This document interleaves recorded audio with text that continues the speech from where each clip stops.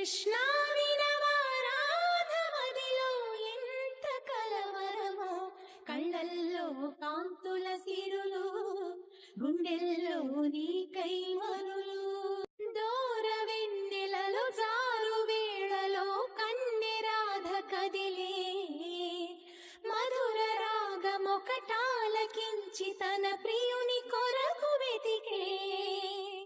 వేణు మాధవుని కానలేని చెలి మనసు మూగబోయే.